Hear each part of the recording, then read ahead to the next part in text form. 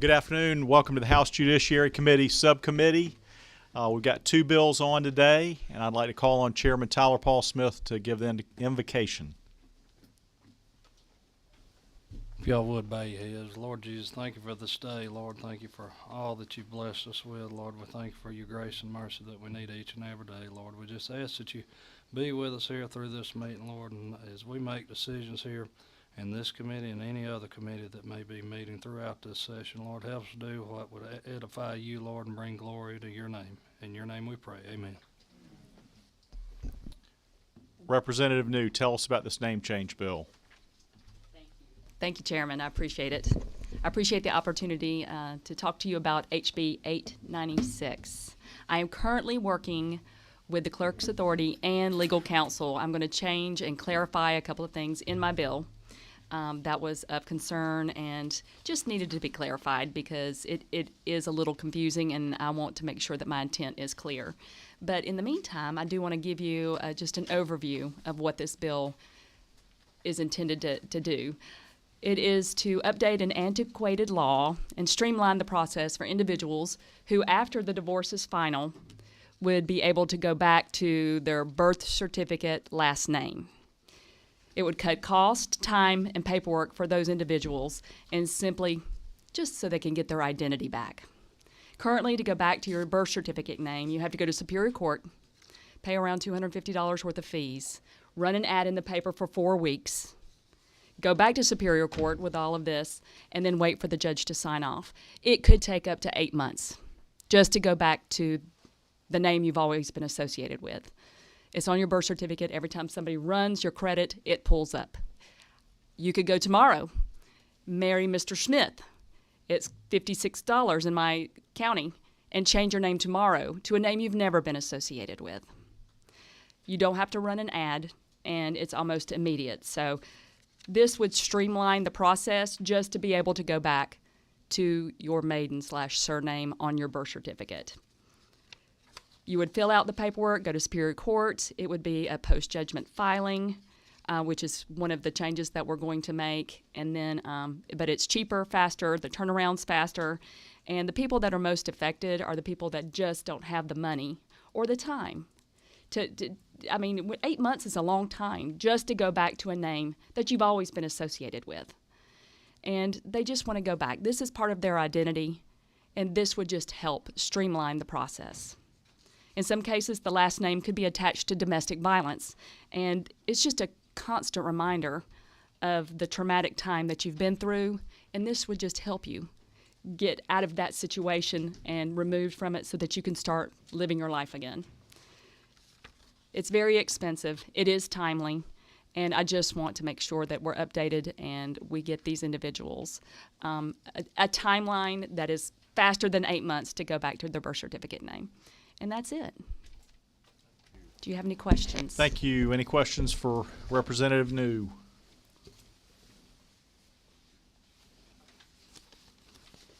No questions. We have some people who would like to testify to the bill. Let's see, Mr. Holloman. Thank you, Mr. Chairman. I believe y'all can hear me and probably the microphone as well. Representative Nude is addressing the question that we had, not opposition or support, but how to file motions ex parte that perhaps were only adjudicated in camera. By making it a post-judgment filing, we know what to do with those. We know how to register them in the docket and take care of them. So that really addresses, and I appreciate Representative New being amenable to making that change. Okay. Thank you. Any questions for Mr. Holloman? I will further add, it's not the Clerk's Authority, it's the Clerk's Association, the authorities in real estate business. All right. Thank you for the clarity. You bet. All right. 9 to 5, Georgia. Oh, no, I think they're a different bill. Different bill. Okay, sorry about that. Would anyone else like to speak to Representative New's bill? All right. This meeting was noticed as a hearing-only meeting, so at this time, if there are no further questions for the sponsor or no one else who'd like to speak to the bill, I think we're concluded on Representative New's bill. Thank you. Thank you, and I appreciate your consideration to move it forward. Thank you. Representative Anulowitz has an employment law bill. Representative Anulowitz, House Bill 381.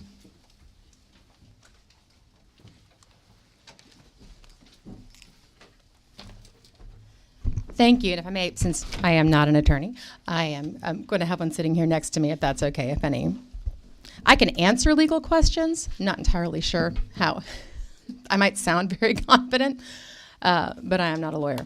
But I am State Representative Terry Anulowitz, and I am thankful for the opportunity to come and be with all of you here today in the Reeves Subcommittee. Thank you very much, Chairman Reeves. Thank you to Brock very much for your past several years of hard work on this issue. Thank you to everyone in Legislative Council who has been just indefatigable on this issue. And thank you to all of the stakeholders who have been equally indefatigable in terms of the many, many hours and meetings and conversations and discussions that we have had with so many different stakeholders here involved on this issue of workplace harassment. So again, thank you, Chairman Reeves. Thank you, everyone on the committee. And thank you for being open to learning more about this legislation. Today, I'm here to talk to you about House Bill 381. I am working off of LC 520396S, which you should all have a copy of. Thank you, Brock. And I wanted to just let you know first, I have several compelling experts, witnesses here in the field of labor and employment rights. And I also wanted to share a little bit of background and insight for those of y'all who were not here in March of 2022 when we had about a 2.5 hour conversation about a lot of these issues. In March of 2020, on the eve of the pandemic, Leader Evstration and our former colleague B. Wynn had worked on very similar legislation, had bipartisan sponsors, and actually had made it all the way through, having been favorably considered by the entire Judiciary Committee with House Bill 1121, which would have provided a right of action for sexual harassment and workplace harassment against a coworker or an employer. During that session, of course, the bill did not cross over. A lot of really good legislation did not make it through March of 2020. But again, it did receive a favorable reading. We know that Georgia is the #1 state for business, but we also know that we are not the #1 state for employees. In fact, we were recently ranked second to last in terms of worker protections. I'm proud that I sponsored HB 1390 in 2022, which codified for the first time in Georgia a definition of sexual harassment. So we were able to get that accomplished in 2022, along with putting protections in place for county and municipal workers in Georgia against sexual harassment and retaliation for reporting or making a claim of sexual harassment. State employees, to be clear, have already had these protections and also have the Office of the State Inspector General. So we have done really good work as a General Assembly by our public employees. And what I hope we can talk about today is extending these same protections, sharing them for our private sector employees in Georgia. We're one of about 3 states that does not currently offer statutory protections like the ones we're going to be discussing in this legislation. We also know that there is the federal EEOC, the Equal Employment Opportunity Commission, but the reality is that we know that here in Georgia, we can do a better job at a lot of things than the federal government is able to do. And we know that when these cases are made, and I'm not talking about frivolous claims, I'm talking about claims where someone calls an employee the N-word, claims where someone gropes a very intimate part of the anatomy of their coworker. We know that the vast majority, I think upwards of 90% of those claims that are made don't go anywhere in the Northern District of Georgia. So we know that there is some kind of a disconnect because these aren't frivolous claims that are being made. These are claims that are vetted by lawyers. Any lawyer knows that it's a waste of time and a waste of money to move forward with any kind of a claim where there's no there, right? If there's no merit there.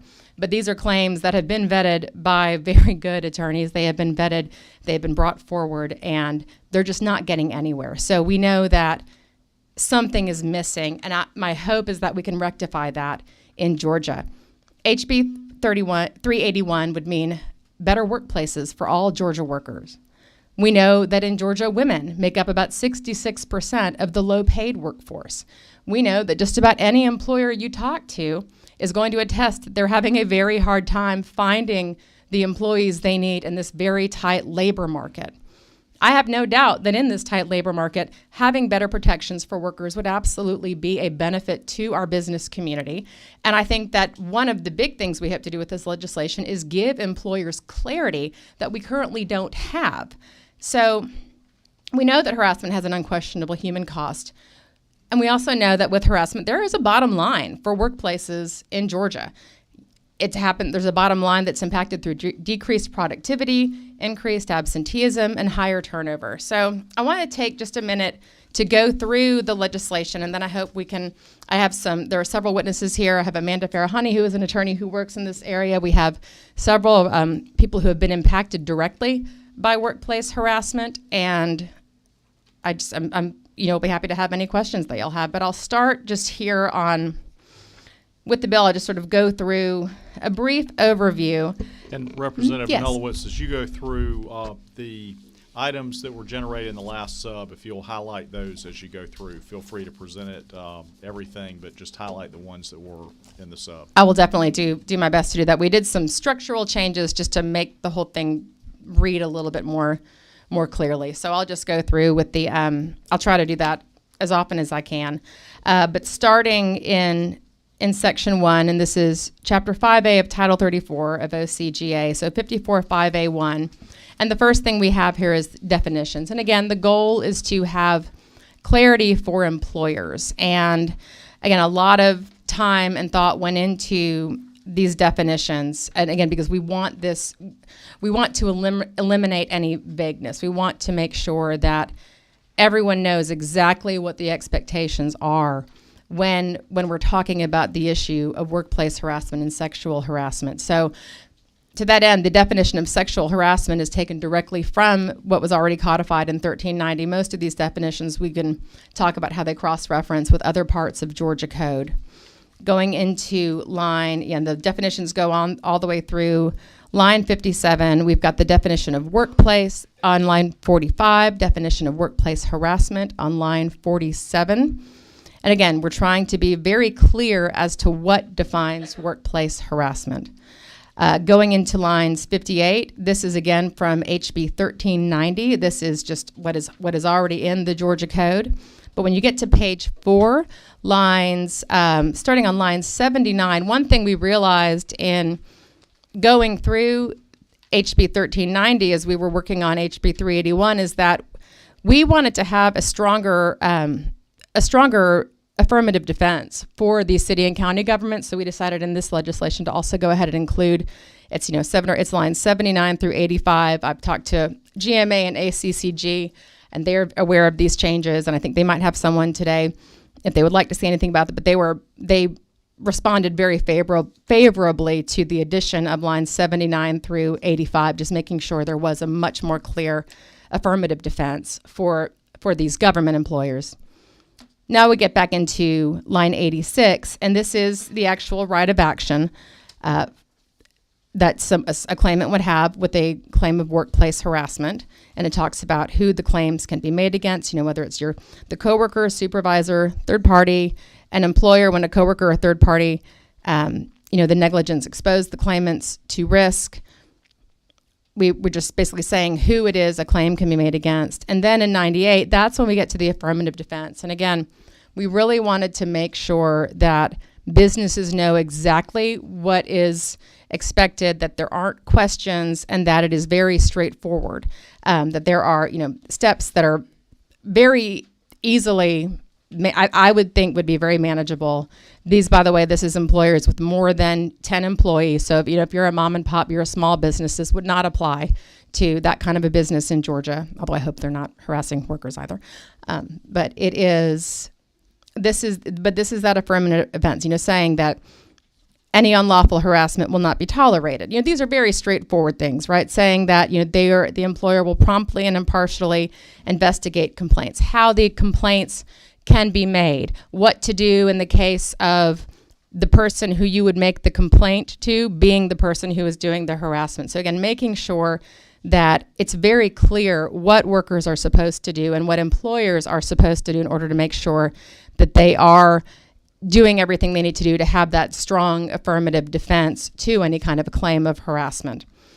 Going into line 136, that sets forward the protections for workers who face retaliation for reporting or opposing workplace harassment or sexual harassment. Line 150 is the statute of limitations. This is mirroring what is currently in Georgia Code. Line 157 gets into damages, and that's it. So, again, I think we'll have probably a lot to talk about, so I don't want to take up much more time going through line by line with the legislation, but I would like to invite Amanda Farahani, who I have with me today, who is an actual attorney who does a lot in this space, to add her insight, if we may. It looks like we may have a question. Mm-hmm. Do we have a question? Chairwoman Hong. Thank you, Representative. Just curious, I know most companies have their own sexual harassment policies, et cetera. So what prompted this bill? What prompted this bill is knowing that, and talking to people who have been harassed in the workplace and talking to the people who have tried to make these claims in the Northern District of Georgia, and understanding that, again, we have claims that I think any reasonable person in this room would think is probably pretty egregious, and there's nothing is happening. And so if an employer has a process, I think that's great. I think every employer probably should. That seems like a smart business move. But if you're not abiding by that policy, and particularly if someone is, their work is impacted, they get a demotion, if there is retaliation, I think it's right now, even if employers have policies, if they're not following those policies, or if there is no process for employees to have this made right, I think that's a lot of what led to this legislation. Yeah.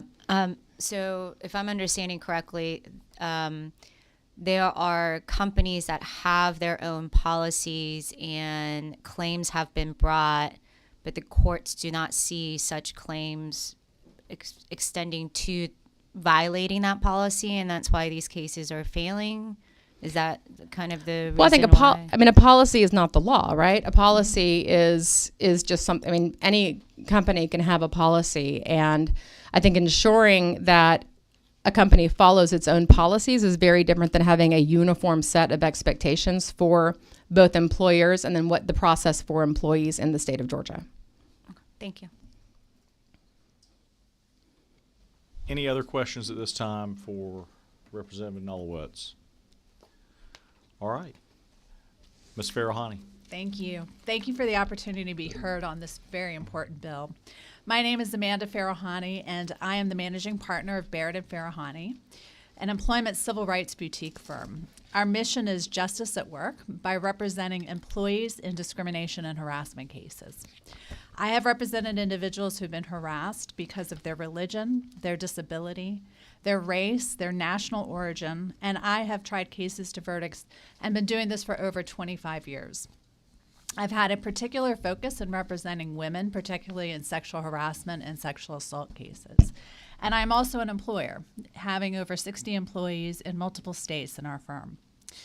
I want to thank this committee for the progress that has been made over the last 2 years in making Georgia a safer workplace for the passage of 1390, which adopted parts of the predecessor to this bill of HB 1389.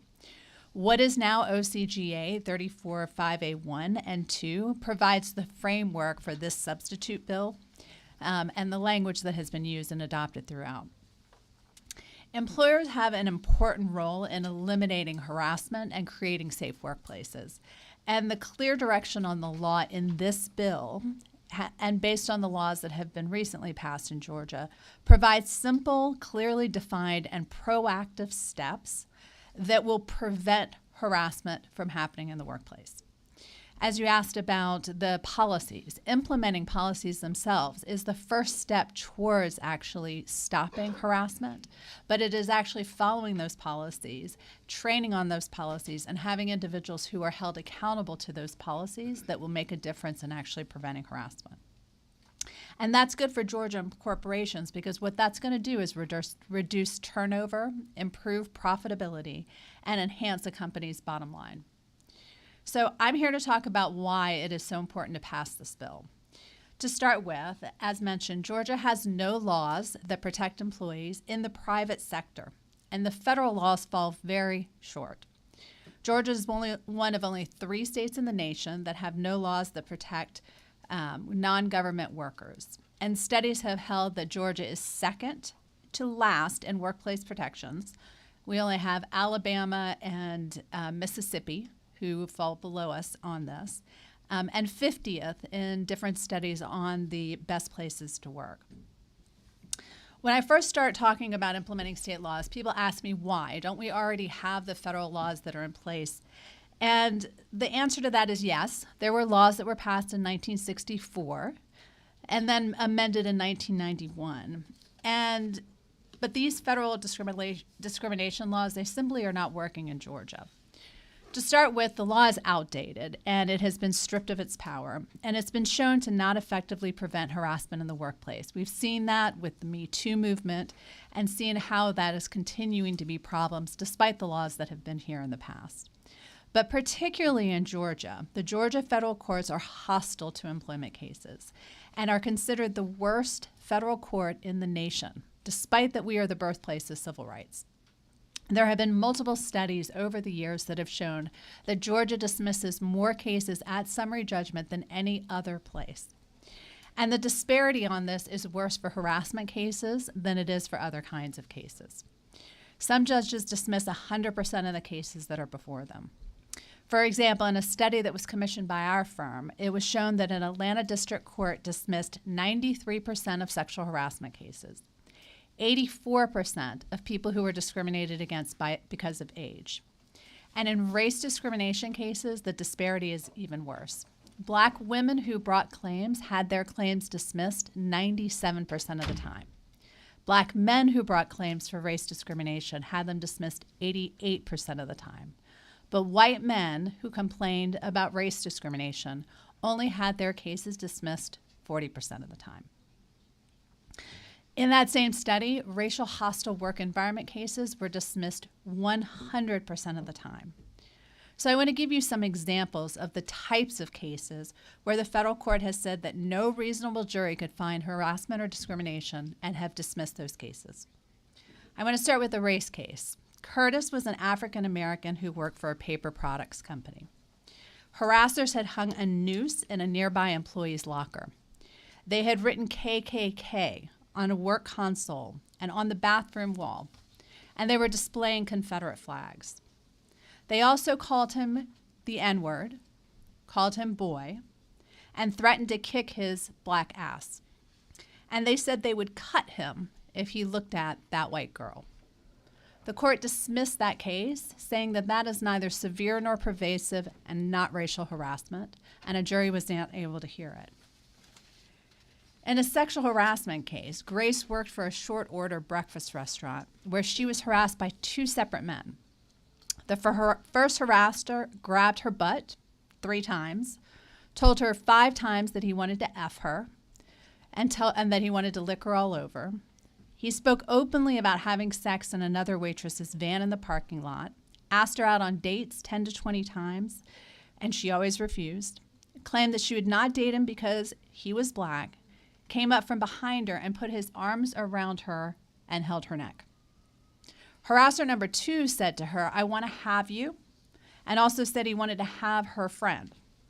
Asked if she'd ever been with a black man, repeatedly spoke openly about his previous night's sexual exploits, and approached her from behind, pressed his body against her and his mouth against her cheek. At one point, she said she wanted to take a bathroom break, to which one of them said that she could just pee in his mouth, and the other said that he could be there while she did that. The court said that that case was not sexual harassment, and no reasonable jury could find that, and dismissed the case without having a jury hear it. In a religious harassment case, a Mauritian Muslim police officer who worked for the city of Georgia frequently had his coworkers referring to him as Taliban and Al-Qaeda and mocking his dietary restrictions. When he was going through pepper spray training, a coworker yelled, "That's what you get for bombing us, you damn Taliban." A coworker superimposed his face onto an FBI seeking information poster to depict him as an Islamic terrorist suspected of being associated with the 9/11 attacks. The court said that is not religious harassment and dismissed the case. And these cases aren't limited just to race, to religion, to national origin, to sex. But we also see this with disabled workers. We see it with age discrimination cases. For example, in Federal Express, a high-level management employee who had worked for 33 years for the company got a new manager, and that manager said to him in the first phone call, "Don't you think it's time for you to retire and let some of the younger workers take over?" And when that high-level manager who had spent 33 years building his career there said, "No, I plan on retiring with the company in 5 years," over the course of the next 3 months, that manager wrote him up 3 separate times and then fired him for those write-ups. He'd never had another write-up in 33 years at the company. The president of FedEx testified that it's not appropriate to do write-ups and instead to do career counseling for somebody at that level of the company. And the court said no reasonable jury could find that age discrimination existed and threw that case out. These are just a few examples. And the stark reality is that these are not the exceptions, but the rule to how people are being treated in the workplace and how our federal courts are treating Georgia employees. I can tell you from my personal experience that the harassment and that the way that people are treating each other has gotten worse, not better, in recent years. But there are recent studies that also confirm this, that harassment and discrimination is still prevalent in the workplace. In separate studies in the last 2 or 3 years, there has been studies that have shown that 45% report having experienced or witnessed ageism at work. 3 in 4 Black females say that discrimination is a problem in private workplaces. 44% of workers have experienced some sort of harassment at their current company, including 38% who said they experienced sexual harassment.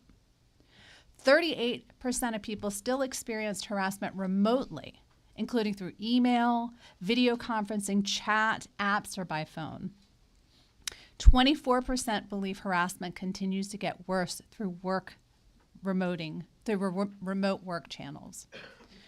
And the stark reality is that 34% have left a job because of unresolved harassment issues.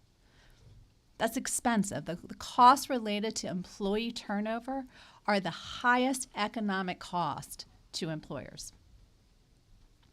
U.S. employees who work at larger companies, or those with 250 or more employees, are also more likely than those in smaller organizations to say that there is discrimination or unfair treatment for themselves or others at the workplace.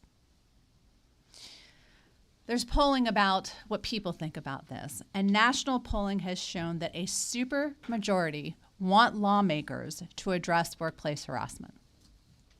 A full 2/3 of bipartisan voters surveyed nationally agree that lawmakers must take action to address workplace harassment. And the survey also reveals strong and, in many instances, overwhelming support across party lines and sexes for specific reforms to strengthen workplace harassment, including 90% want to ensure that all workers are protected from sexual harassment. 87% want to require employers to take steps to prevent harassment. 80% want to have the ability to seek justice for the egregious conduct that constitutes harassment. And 75% believe that individuals should be compensated for the harm that they have suffered. I want to talk about the current gaps in the federal law that this law will also go further than. And I want to touch on 4 important areas for that. The first one is workers. So the federal law does not cover all workers. Since 1964, the working relationship has changed dramatically. We have gig workers, we have independent contractors, we have people who are working in different kinds of work relationships. The current federal law says that the employees are only covered if they are paid W-2 wages. And what that does is it incentivizes employers to misclassify independent contractors, employees, people who work for them as independent contractors. And what that does is that takes away tax dollars for corporations and it takes away money from individuals. This Georgia law would ensure that all workers are protected from harassment, and it will take into account the reality of the present day economy of workers while still limiting the employer's exposure to those who work for them.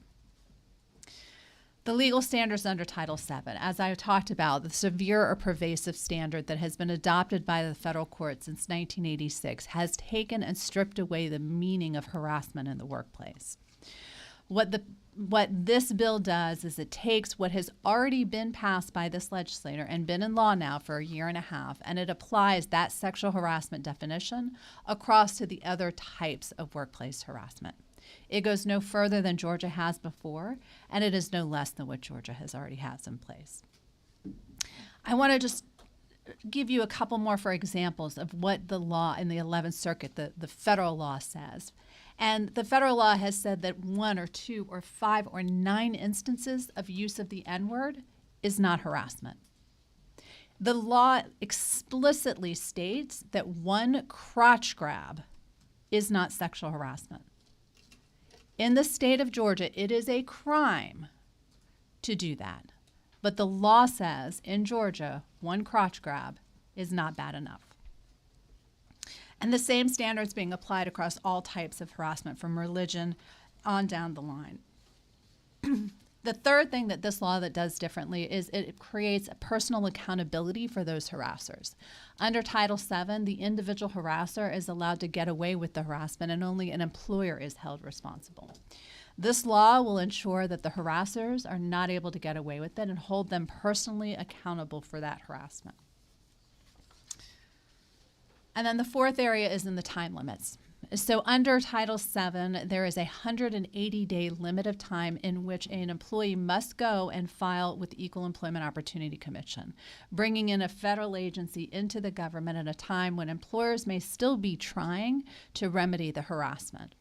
That 180-day limit also creates a short time period that oftentimes is too limited to allow people to be able to deal with the harassment that's happening before they have to go and bring their remedy. What this does is it brings it in line with other types of claims in Georgia for 2 years, and if there's retaliation, it brings it in line with what has already been passed by this committee in the whistleblower claims to a year.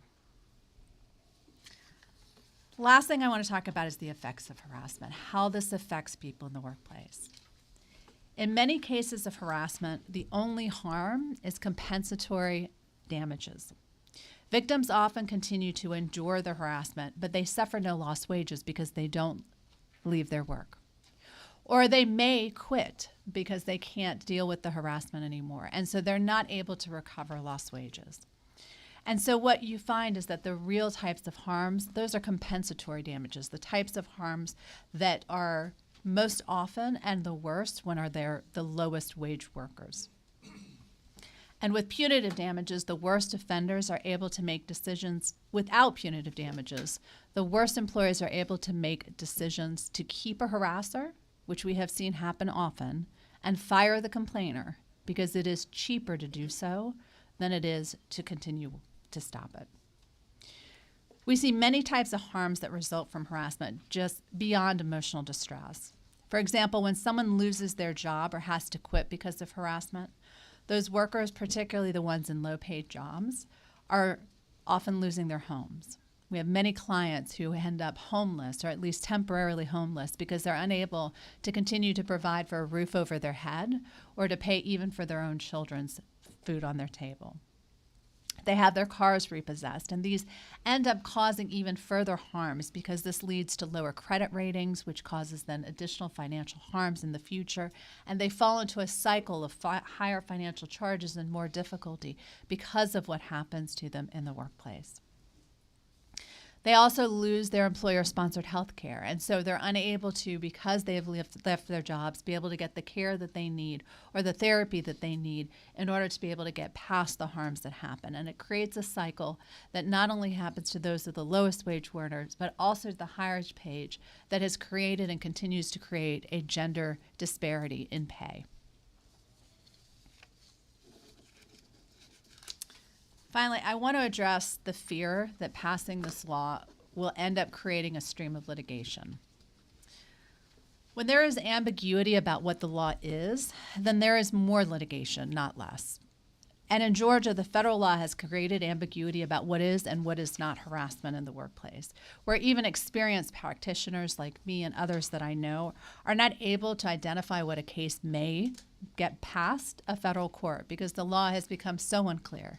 Cases that I talked about were my own cases in which we litigated, or I litigated those cases and the court dismissed it, having found and researched and gone into those to figure out whether the case is enough.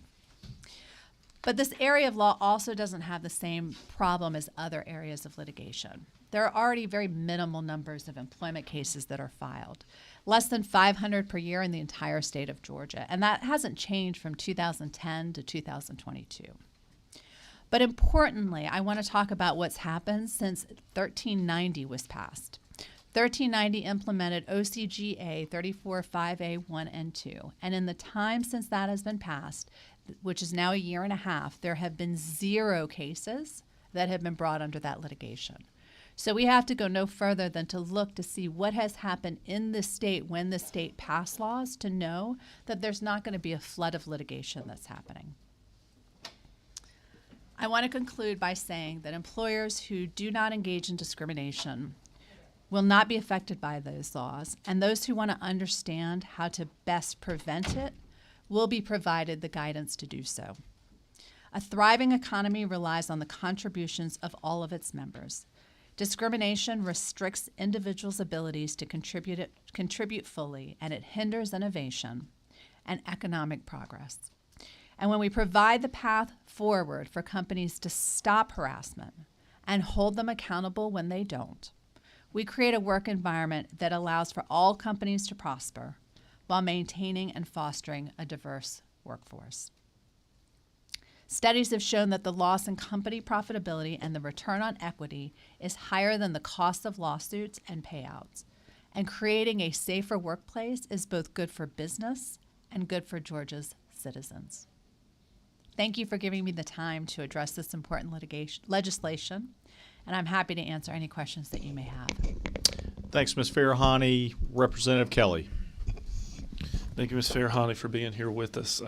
Can certainly tell you have a passion for your clients and for the work that you do. Certainly Thank you. Understand that and appreciate you taking time away from your law practice to be with us. This is an important topic and something that we need to make sure we get right as a state. But the 5 situations, I think I counted 5 situations that you talked about here, cases that were brought and then subsequently dismissed. Those were all brought in the 11th Circuit. Those are all Georgia cases. Okay. Yes. Would it be possible for you to give us the case stylings just so we could read the order and see some of the filings and just get a broader understanding of the Yes. factual situations? Yes, I have prepared under each different topic about 10 different cases that have many, many more with the case citations for that. That'd be we can great. set that. Yep, absolutely. Thank you. Representative Crawford. Thank you, Mr. Chairman, and thank you for your testimony. I do have just one follow-up question. Thank you for the statistics that you shared in terms of court orders. As a practitioner dealing with civil rights, sometimes I get annoyed with court orders as well. But if I'm looking at line 134 and 135 on page 6, I do have one question.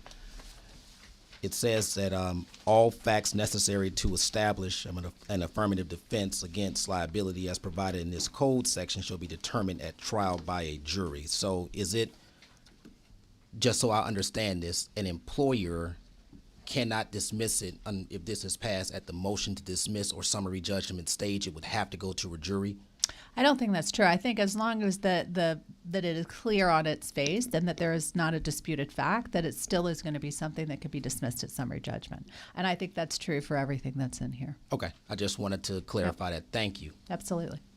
Chairman Smith. Mr. Chairman, I thought we was talking about tort reform day, but that's just a little joke with everybody that's in the room. Thank you, Mr. Chairman. Thank you to the author. Appreciate y'all's hard work on this. I had just a question to clarify. I know this covers independent contractors. Is their conduct covered under the federal Title VII statute as it's written?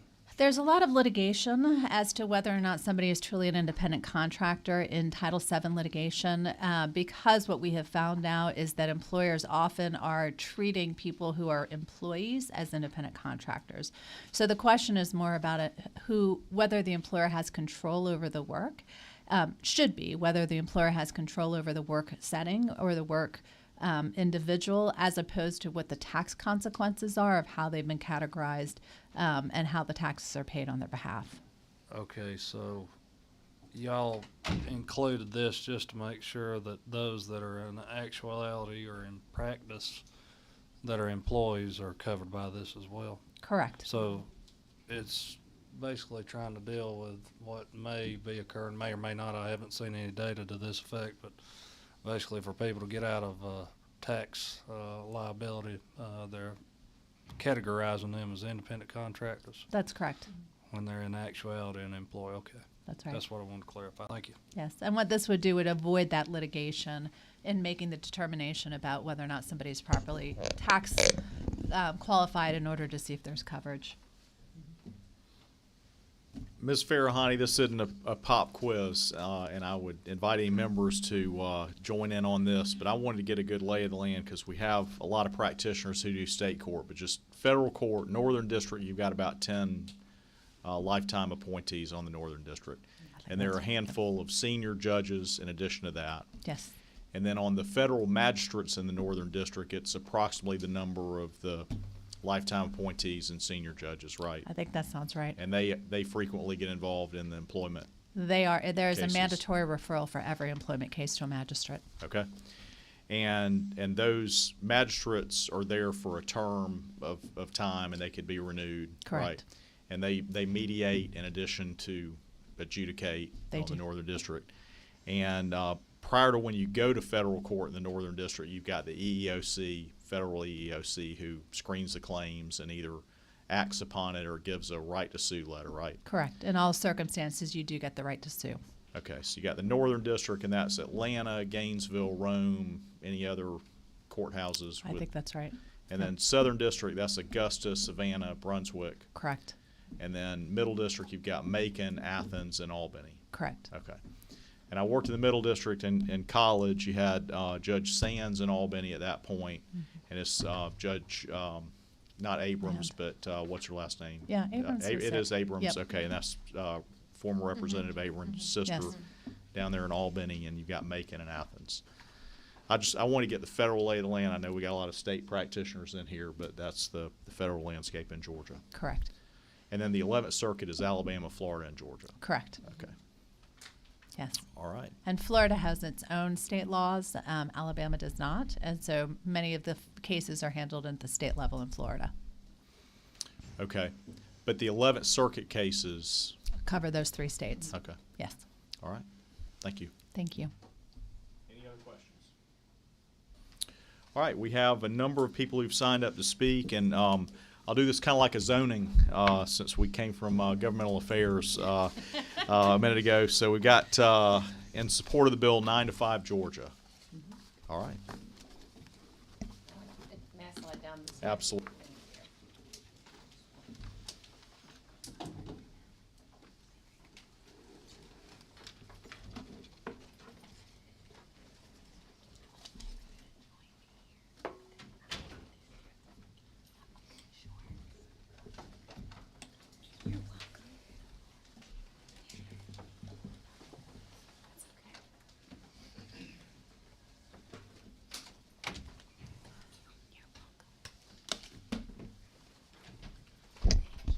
Greetings, good afternoon. I am pleased to meet you. My name is Jasmine Bowles, and I'm the Executive State Director of the 9 to 5 chapter of the National Association of Working Women.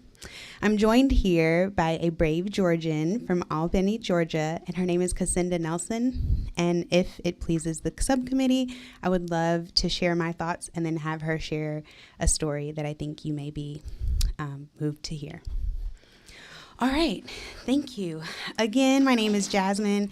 Grateful to be here and for the subcommittee for hearing these testimonies. And I'm pleased to speak in on behalf of my organization in support of HB 381. 9 to 5 Georgia is a national nonprofit with a Georgia chapter that is focused on providing economic security for all families and women. We research topics like high utility bills, the rising cost of housing, childcare, workplace and sexual harassment, and paid leave.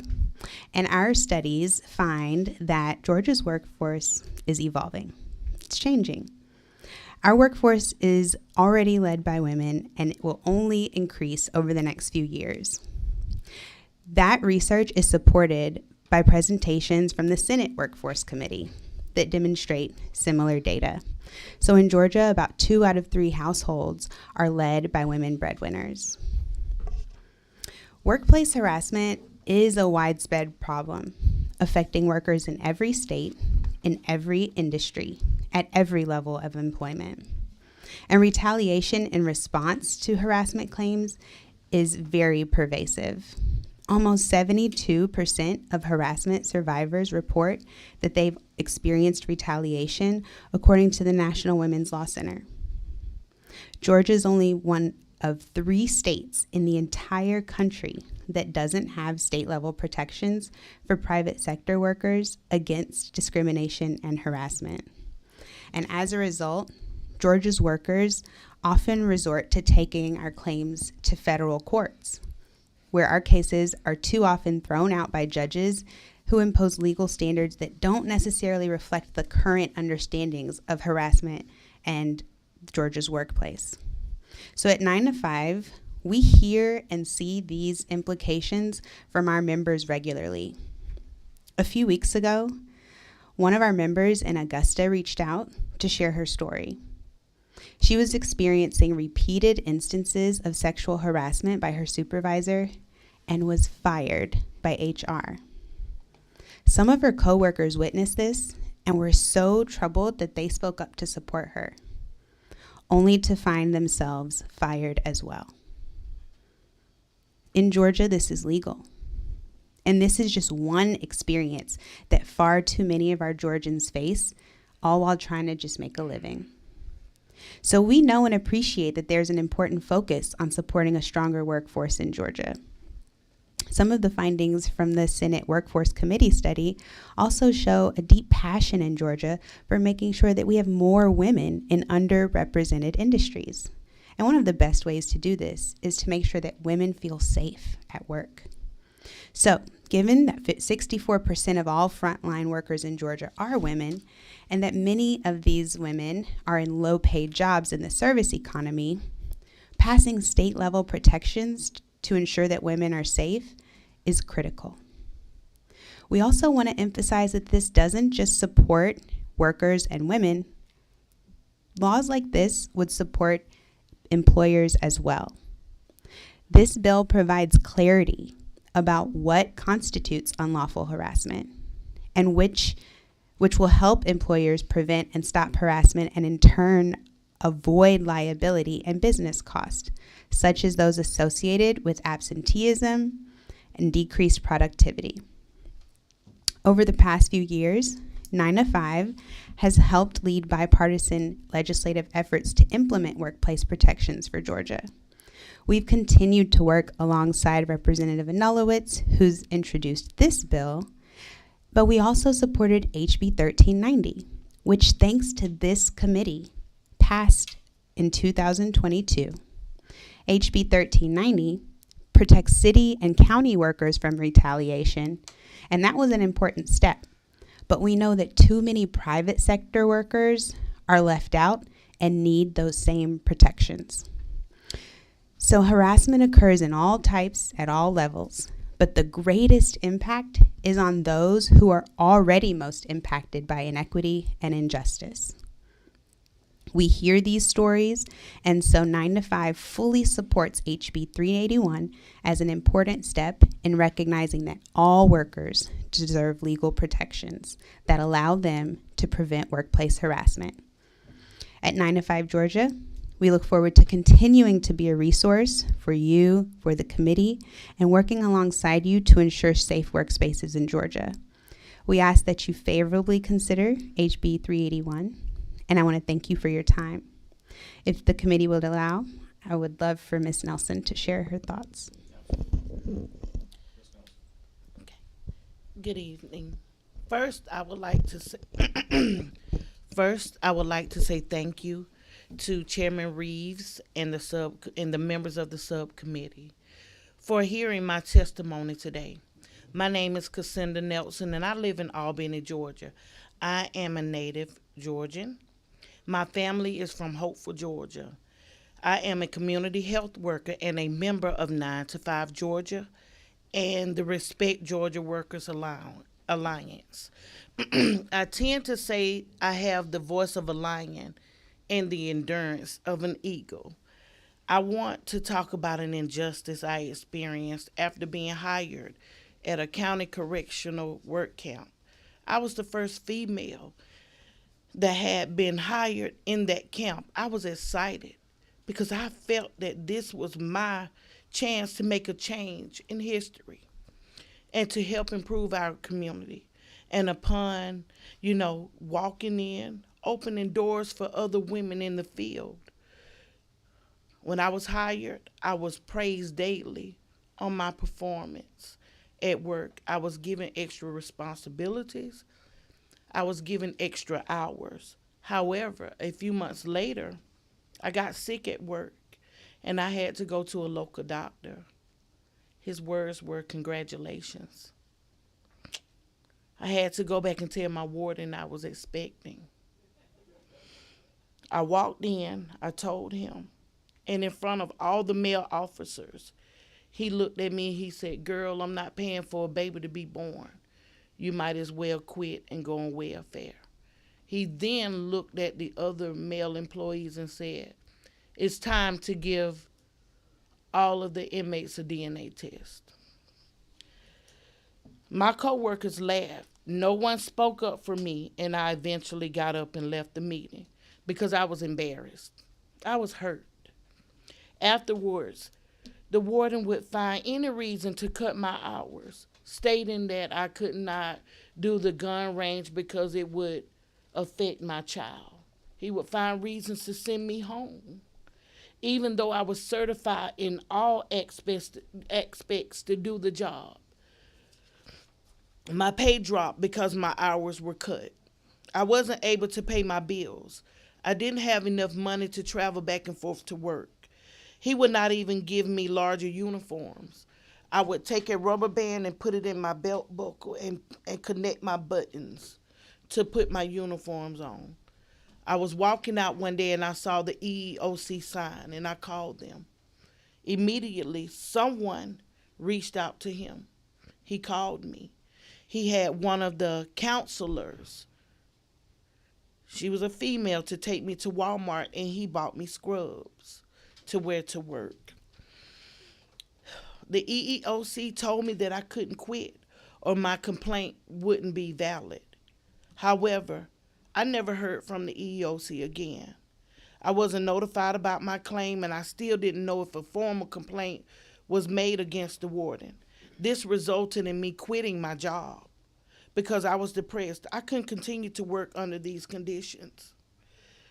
I could no longer pay my bills, and my parents helped me pay my bills. My father was diagnosed with Lou Gehrig's disease, so it was hard for him to help me, but they did all that they could. I felt like I had not only failed myself, but other women. I was embarrassed to go to my hometown because of the, when one person stated it, it spread it over the community. I felt isolated from my family, from my community. Women such as myself just want to be treated fairly. And if improper conditions happen on the job, we want support through the law so that employers are clear about what harassment is and what's illegal. Please support the passage of HB 381 so that women don't experience workplace harassment like I did. Thank you. Thank you, Ms. Nelson. Any questions for 9 to 5 Georgia? And that was the county jail in Dougherty County? No, sir. No. What was the I entity? I was the first female Mitchell CCI hired. Mitchell County Correctional Institute. Okay, was that a state? It was Mitchell Small County. Mitchell county County. count. Okay. I was the first female that they hired. Mitchell County, is that Camilla? Yes, Okay. sir. All right. Thank you for making the trip from Albany. I know that's a long way, so appreciate you coming in. Thank you. All right. Any other, I don't have anybody else signed up in support. Any other people who'd like to testify about the bill in support of the bill?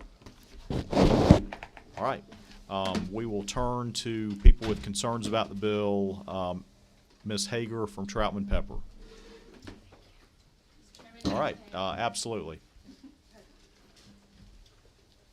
Sky Park also signed up. I see that now that y'all signed up together. Sky Park, Metro Atlanta Chamber. Thank you, Mr. Chairman.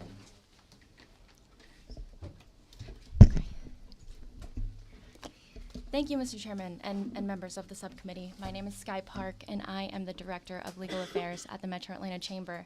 And I'm here today with Ashley Hager, who is a partner and employment law attorney at Troutman Pepper. And as someone who sat in Brock's chair in Senate Judiciary, I'm very well aware of the importance of brevity, so I will keep my remarks very brief. I want to start by acknowledging that this is a very important conversation, and the business community has been involved in this conversation for years to better understand the concerns. But after 3 years of consulting numerous employment attorneys, researching other state laws, and bringing in Troutman Pepper to provide a comprehensive expert opinion around this area of law, we have concluded that the federal remedy provides a clear and fair path for aggrieved individuals in Georgia. We want to maintain this clear and fair path because businesses rely on stability and thoroughly vetted policies. And when states adopt established federal, statutory, or judicial guidance, they provide a predictable, stable legal and regulatory climate for businesses operating in multiple jurisdictions across state lines. Now, with respect to workplace harassment policies, Georgia companies have consistently relied on well-established and long-standing 11th Circuit case law and the federal Title VII statute to inform their practices. And as I mentioned, the business community consulted several employment attorneys who have determined that House Bill 381, as proposed, is not only unnecessary, but could potentially be detrimental to Georgia's business climate, especially when the federal Title VII statute provides a clear and fair path for the aggrieved individuals to address meritorious claims. Allowing the bill to move forward as written, we believe, would have many negative consequences, including raising insurance costs, forcing early settlements in meritless cases, adding regulatory and financial burden on Georgia employers, and overloading our already strained state courts. Now, I want to express that Metro Atlanta Chamber is first and foremost an economic development organization. So we know firsthand the importance of maintaining a competitive business environment, which includes legal and regulatory policy that attracts and retains the most talented workforce. I want to pass it now to Ashley to tell you about more of the technical elements of the bill, as well as answer any questions you might have on the current state of play in this area of law. Now, please note, we have not had ample time to fully vet the substitute, as we've had it for about 4 hours. However, I want to make it clear that this bill is not the version that we have been negotiating on. There are elements to the substitute that were discussed and found potential common ground on, but none of the language in this sub has been vetted with the broader business community. And we appreciate the deliberations on this topic, and we want to thank the chairman, as well as the author of the bill, for the opportunity to highlight our concerns and our perspective. And Ashley, go ahead. Yeah, thank you, Sky. So excuse me, get settled here. So as Sky mentioned, my name is Ashley Hager. I'm a partner at the law firm of what used to be known as Troutman Sanders here in Atlanta. Now we're known as Troutman Pepper. And I've been practicing in the field of labor and employment for almost 30 years now. So I've seen a lot of these harassment cases from the employer's perspective and from the perspective of the supervisors and from the perspective of the employees. And I've spent a lot of time studying the original bill, a little less time studying the substitute that came out this morning. And I firmly believe that while this bill is very well intentioned, I think there are some really critical problems with the way the bill is actually written that are going to have some consequences that I want to make sure that that your eyes are open to that if you decide to go forward with this bill. Because in short, this bill represents a really tremendous departure from the federal law and from the law that we have in Georgia in just about every respect. It's a huge departure on what constitutes harassment, who can bring a claim, when's the employer going to be liable for the acts of its employees, what's the statute of limitations, and one thing that we haven't really talked about today, and that's damages. Huge departure from federal law on damages. And if it's passed, I think this bill is going to put Georgia far, far out of step with its comparator states and make it one of the most liberal, plaintiff-friendly states in the nation in this area. So this bill has actually a lot of very vague and circular provisions. We heard a lot, this sponsor and her advocate were talking about how one of the goals of this bill was to improve clarity.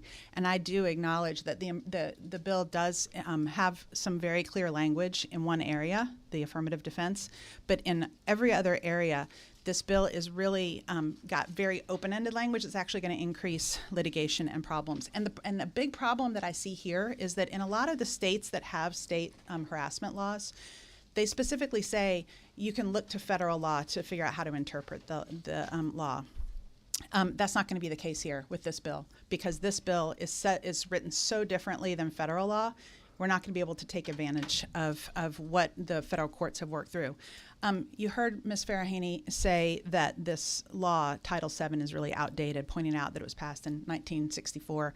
I view that really differently, because in my view, the Supreme Court, the U.S. Supreme Court, has had 75 years to interpret that law, and that law has evolved over time.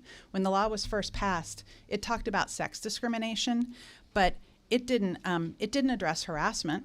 If you read the actual text of the statute, there's no mention of harassment. But that's been something that's been interpreted by the courts through the years. In addition, when it talks about sex, it certainly didn't envision same-sex harassment or harassment for transgender status. All of that is stuff that has been interpreted by the Supreme Court through the years. The affirmative defense that we've been talking about, all that has been added by the Supreme Court during the years. The bill that we have in front of us today, the substitute bill, would ignore all of that and replace it with a brand new standard that I think is actually going to increase the litigation here. Because the bill allows for independent contractors to bring suit, it's got a much longer statute of limitations, and there's going to be a big incentive for plaintiffs and plaintiffs' firms to bring suit, because this bill provides for uncapped damages and automatic punitive damages and much broader discovery. So let me get into a few of the specifics, nitty-gritties of what I'm concerned about as a practitioner and as a citizen of the state of Georgia. So first of all, who can bring a claim? I think you guys have already heard this. Under federal law, only employees can bring a claim of harassment. And that's true not just for the harassment and discrimination laws, that's true for the leave laws, the wage and hour laws. All those federal laws only apply to employees. And as you've heard, this bill would open up the cause of action to independent contractors. Now, in response to one of the questions a few minutes ago, I believe Ms. Farahany suggested that the real goal of that was to prevent employers from misclassifying workers as independent contractors in order to evade this law. But it's not going to just do that. It's going to go much broader than that, because this bill would cover true independent contractors as well. So let me just clarify. If an employer has a worker who is classified as an employee or as a contractor, but they have all the trappings of an employee, the courts see through that.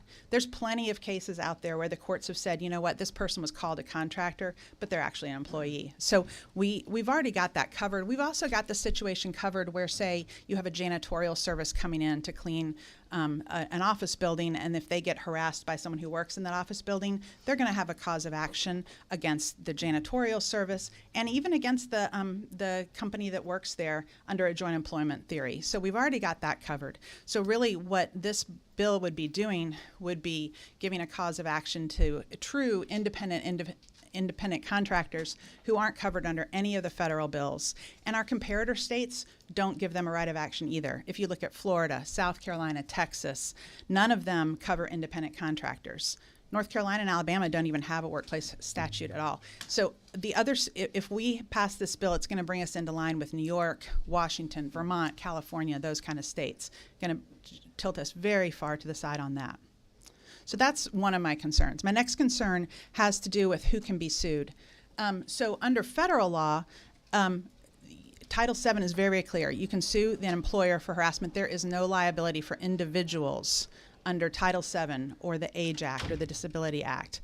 But this bill, specifically states that a claimant can bring a cause of action against a coworker, supervisor, third party. So very radical departure there. The biggie, though, that I want to talk about, and that gets a little technical, so bear with me, but I'll try to make it clear, has to do with the definition of harassment. So there's a really significant problem that I see with the way that harassment is defined in this bill. And let me just set the stage for you. Under the law, federal law, state law, all the laws, there's two types of harassment that we talk about. One of them is sort of your classic sexual harassment. Sleep with me or you're fired. Or because you wouldn't sleep with me or have a relationship with me, I'm going to cut your pay. That's classic sexual harassment, right? The other type of harassment is a hostile work environment, where it's just an oppressive experience for someone because of their race or gender or age or whatever. And those are the two types that are recognized under federal law. The substitute bill purports to outline three types of harassment. And this is, you'll find this in lines 45 through 57, and they lay it out very clearly, subsections A, B, and C. And A and B relate to that sort of classic thing I was telling you about sleep with me if you're fired. It doesn't really make sense out of the sex context. So usually you see that only for sexual harassment, but under federal law, you can only have a claim like that against a supervisor because they're the only ones who can fire you or cut your pay or whatever. But in this bill, that type of claim can be brought against a coworker as well, and that's a big expansion of the law. But let me talk about the hostile work environment claim because this is another really significant issue. Again, this was interesting to me when I learned it. Harassment isn't specifically mentioned in Title VII. And so the federal courts have had to figure out is harassment even illegal? So they said yes. And then they went on to say, okay, the sleep with me or you're fired, that's illegal. We know that. And then they go on to say, okay, but what about this hostile work environment? When is that going to be illegal? And the Supreme Court has come up with a very complex and a very balanced definition of what is a hostile work environment. And they use this concept of severe or pervasive. And they say the conduct has to be unwelcome and it has to be based on sex or something like that. And then it has to either be very severe and a single incident that's very severe, a rape, something like that, can be enough. Or it has to be pervasive. So that's why we call it severe or pervasive. And so it has to happen a lot, right? Not as severe, but happens a lot. And this bill completely does away with that concept that the Supreme Court came up with in 1998 and that we've all been living and litigating under for all those years. And it doesn't replace it with anything. There's no explanation of what kind of conduct is going to be considered harassing. It's just conduct that creates an intimidating, hostile, or offensive work environment. That's it. It does say tactless or impolite behavior is not enough, but that's all that it gives. So it doesn't give, we talk a lot about wanting to create clarity for the courts so that they know, and I think the sponsor and her advocates are saying that's one of their big goals. This is the opposite of clarity. There's no clarity with this definition of harassment. And so this is going to spawn a lot of litigation as these state courts that have never had a claim like this before are going to be trying to figure it out. I should note one thing that I thought of earlier. There was mention that this definition of harassment was lifted from the current definition that's in the law for the public employers. There is a definition in that law, but remember, that law does not prohibit harassment against public employers. It prohibits retaliation for people complaining about harassment. So there perhaps wasn't quite as much focus on some of these nuances about what is harassment under the law. So we talked about what's harassment. We talked about who can bring it. I want to touch just briefly on the question that was asked earlier about jury trials and can we and what does the law say about that? So Title VII is very clear that a plaintiff can request a jury trial, but this law would mandate a jury trial in every case. So even if the plaintiff doesn't want a jury trial for some reason, maybe they want their case to be heard by a judge, They don't have a choice. It's going to have to be heard by a jury. And previously, when there's been some discussions, it was my understanding that the advocates were suggesting this would require that every case go to a trial, that there wouldn't be summary judgment. I was really happy to hear from Ms. Farahany that that's not the intent. But that is the way I would read it. Let me talk real quickly about this, though, about this issue. And there were some numbers that were provided earlier about the number of cases that are dismissed. And I think what we have to keep in mind is, I believe, and I don't want to speak for Ms. Farahany, but I believe what we're talking about here is the number of cases that where a summary judgment motion or a motion to dismiss is filed. How many of those are successful? I think it's really critical to remember that most cases end up settling before they go to a trial, before they go to these dispositive motions. I've seen different numbers. I've seen 30%, I've seen 65%, somewhere in there. But most cases end up getting resolved. And I'll tell you, as a practitioner in this area for 30 years, when we get a claim in, we don't immediately assume that nothing happened, couldn't possibly be harassment. We look at it and we pretend to be a court. What are we looking at here? And we try to figure out, did it happen or did it not? Well, if the employer looks at it and figures out, oh my God, this might have happened. We have a bad apple here. Something happened. They don't go on with the case. We settle those cases. And they're settled hopefully before an EEOC charge is even filed, but certainly at the EEOC level. And that's one thing I think is really important to understand here, is that in the federal world, you heard about this, and Chairman, you were asking some questions about that process. So in the federal arena, someone who thinks they've been harassed has to first file a complaint with the EEOC, right?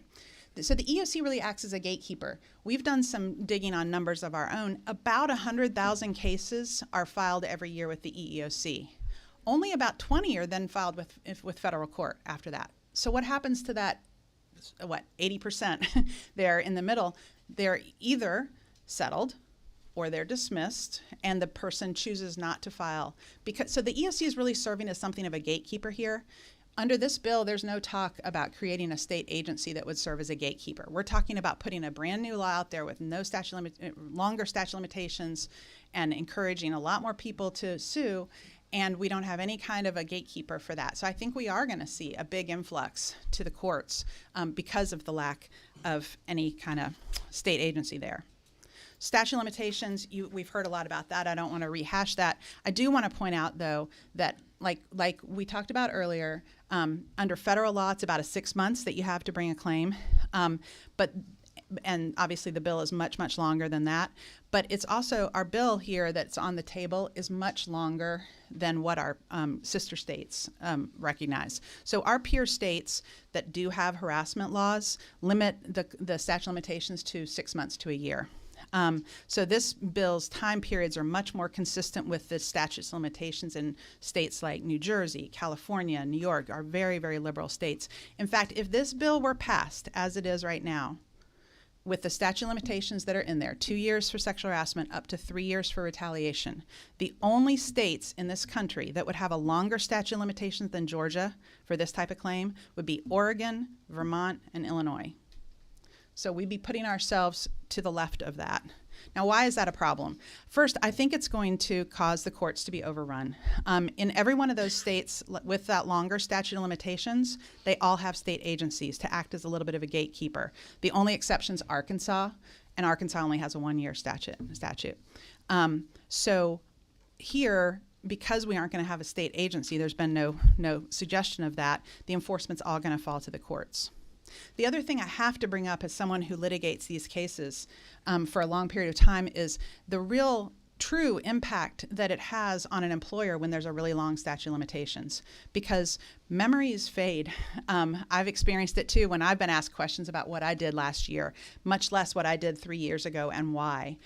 Documents are lost. Systems are changed. I've got a case going on right this minute where something happened in 2021 and 2022, and the company has had a whole new computer system in place. We can't even figure out when the employee went on leave because the computer system is so outdated. So, unlike under Title VII, within 6 months or so after someone's gone if they're going to sue you or not. It's a little longer for some race claims, but generally 6 months. But here, you might not know until 3 years later when the supervisors have left and again, documents have been moved every which way, that you might get sued. So I see that as a real challenge. I also want to talk a little bit about the way that this law is written, and this is getting into the weeds, I know, and I apologize for this, but I think it's important that you understand fully what you might be voting on. So the issue is, when is the employer liable for harassment or alleged harassment by one of its employees? So there's two different standards under both federal law and under this bill. There's one for coworkers, when the coworker does the harassing, and there's another one when the supervisor does the harassing. So under federal law, you guys probably know this. It's very the employer is going to be liable if it knew or should have known that the harassment was going on. So not just if it knew, but if it should have known, and if it failed to take immediate and appropriate corrective action. So you have to have both of those for the employer to get in trouble for when a coworker harasses someone. But this new bill creates a brand new standard. It says that the employer is going to be liable for harassment that occurs if the employer's negligence exposed the claimant to a risk of such harassment. Now, on its face, that sounds kind of reasonable. I get it. But I'll tell you why it's not. So if harassment occurs, and if the plaintiff can show that the employer engaged in any kind of negligence that could have increased a risk of harassment, even if it didn't cause this harassment. So what if the plaintiff comes in and says, you know what, you should have had video cameras in every hallway to make sure nobody gets groped in the hallways. You should have done a background check on every single employee to make sure we didn't let any evil harassers get in here. You know, any of those kind of things, the plaintiff could come and say, you have a negligence that increased the risk of harassment, so you should be liable for it. Even if you took steps to try to fix it afterwards, you're still going to be liable if you engaged in some negligence that increased the risk of some harassment occurring. And it's totally different than what's under federal law. It's kind of scary to me, to be honest. When it comes to harassment by a supervisor, on its face, remember I told you the Supreme Court's had a long time to figure this out and figure out when are we going to hold an employer liable for harassment by a supervisor. And there's a very clear test. And the U.S. Supreme Court has said that employer is not going to be liable if it took reasonable care to prevent and promptly correct harassment. And the bill tracks that language, which I was really happy to see. But then the bill goes on and has a lot of detail about what is required. And again, I think this came from the right place, well-intentioned. And it goes to the point about having a lot of clarity, right?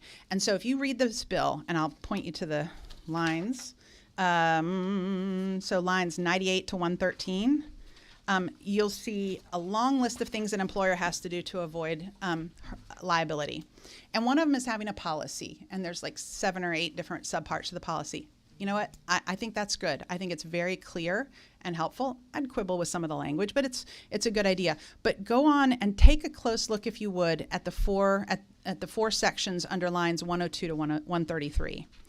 So these are sections that are going to make it virtually impossible for an employer ever to prove that it took reasonable care to prevent the harassment. So they say that the employer can't make that argument if they've ever failed to act correctly in the past. So if they've ever failed to follow one aspect of their procedure, if they've ever had harassment occur and they didn't take action, if they've ever failed to discipline a supervisor who knowingly allowed harassment to occur, even if it was 10 years ago, even if it was in a different part of the company, like a whole different department in California, doesn't matter, that comes into this case. So that's going to open up discovery for all of the issues. Every time you have a harassment claim, you're going to be litigating, have you ever had any other harassment claims? Have you ever had any supervisors, that you haven't been disciplined? So, and it doesn't matter if the employer fixed the problem in those cases. They're still going to be liable in this case. So, as you can see, I have a lot of very technical concerns. My last one I want to touch on is damages. And there's 2 issues that I see with the way damages are written in this bill. First of all, they're uncapped. So under Title VII, there's caps on damages that are based on the size of the employer. And if you have less than 100 employees, the cap on damages is $50,000. And then it goes up to $300,000 if you have more than 500 employees. And those caps apply to compensatory and punitive damages, but not to front pay and back pay. I think that's really important. In this bill, there's no caps on damages at all. So that means that employers of any size, all the way down to 10 employees, and individuals, because remember, we have individual liability here. So employers and individuals could face unlimited liability in a harassment case in Georgia. And uncapped damages would put us among states like California, Oregon, and Vermont. None of our comparator states, the states that we are competing with for business, such as Texas, Tennessee, and Florida, have uncapped compensatory and punitive damages. Florida does have uncapped compensatory, but not punitives. So this gift would obviously result in the value of settlements going way up. So that's going to be a real boon to plaintiffs and plaintiffs' firms. And it's going to force early settlements, because I tell you again, I've advised hundreds of employers in these situations. They don't want a lawsuit, obviously. And if they're facing unlimited damages, they're going to have to settle, regardless of how much merit there is to the claim or not. The other concern in this area is punitive damages. So you guys probably know the standard under Georgia tort law. Georgia tort law, the plaintiff gets punitives if the defendant's actions showed willful misconduct, malice, fraud, wantonness, oppression, or an entire lack of care that suggests conscious indifference to consequences. That's very similar to what the standard is under Title VII. Under Title VII, to get punitive damages, a plaintiff has to show that the employer acted with malice or reckless indifference to the protected rights. So what's the standard under this bill? The standard is that you get punitive damages as a default unless the employer can show that it substantially complied with the harassment requirements, all those many requirements. What does that mean? I don't know. Is 51% compliance good enough? Is it in most cases? I don't know. You want to talk about decreasing clarity and opening the doors for the courts. I don't know what substantial compliance means. And what if they comply with most of these requirements, but not this one over here? So the court's going to have to figure that out. And I think we're going to see a lot of litigation and a lot of forced early judgments, even in cases that may not have merit to them. Thank you. Those are my comments. We've got a question, I believe, Representative Evans. Thank you, Mr. Chairman. If it's okay, I have questions for both the representative from Metro Chamber and also, I'm sorry, I forgot your name. Hager, Ms. Hager. Ms. Hager. Absolutely. Okay. For the chamber, thank you for being here. To my understanding, this is the first time that the Metro Chamber has chosen to speak publicly for or against this bill. So it's really been eye-opening for me. Has the Metro Chamber taken any survey of its members to find out how many employers have sexual harassment policies or other policies and procedures to protect employees in the workplace?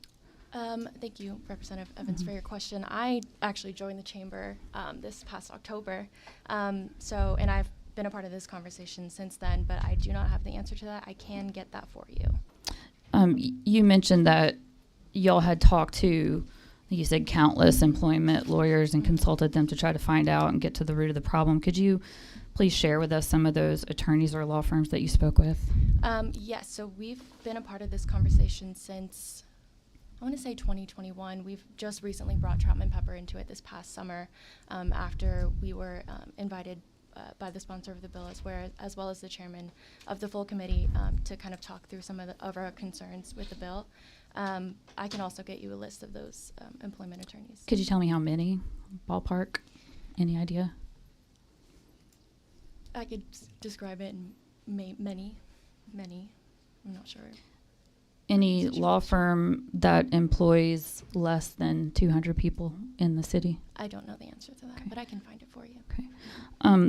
And then we've talked a lot today about the federal law and the adequacy or inadequacies of that. Is the position of the Metro Chamber that Georgia employees are adequately protected right now under the laws as it exists in the federal court, full stop? Or is it the chamber's position, the Metro Chamber's position, that there is alternative language that you would like to see? And if it is the latter, have y'all drafted anything that we could look at? We believe that there is already a clear path for aggrieved individuals in Georgia. If there is interest in potential alternative language, we can look into that. But at the moment, we believe that there is already a clear and fair path under the federal remedy. And that it adequately protects Georgia workers. I would be interested in any research or memos or any information that you could provide the committee about how the Metro Chamber reached that conclusion. And Ms. Hager, is it okay if I ask Ms. Hager questions? My first question was going to be if you were speaking here on behalf of yourself, Troutman Pepper, or a client, or the Metro Chamber, but I think that question was answered. You're speaking on behalf of the Metro Chamber today. I am speaking, Metro Chamber is our client in this matter. However, I am providing my experience as an employment lawyer, and my firm is aware that I am providing this testimony. I will tell you too, not to get into specific numbers, but I have also discussed all of these provisions of the bill with my colleagues in states across, who litigate in states across the country as well. So I'm sort of giving you a consolidated opinion on that. With your Troutman Pepper colleagues across Yes. the country. Any other law firms or lawyers on the plaintiff side or otherwise that you've consulted with? I have not. Okay. And I think the only other question I have for you is, you mentioned that employers, when they get these lawsuits, they sit down and they try to find out what really happened, and if it's a clear case, then they settle it. And we don't swear witnesses in here, but all of us at the table, I think right now, are lawyers, and I want to know, because I know you came here to tell the truth, is it your testimony that you've never had a client, an employer client, who was willing to push a case that where there was a potential viable claim from an employee just because they knew the law in the 11th Circuit was on their side? And that was a bad question. If I was in a deposition, I would say strike that. Could you clarify that question? Yeah. So is it your testimony, or are you asking this committee to believe that you have never had a client who was an employer who had a harassment case brought by an employee that was meritorious but chose to litigate anyway and not settle it because it knew that the 11th Circuit law was favorable to employees? That's never happened. I cannot think of a situation where that has happened. Now, I will, as a true lawyer, I will qualify by saying that,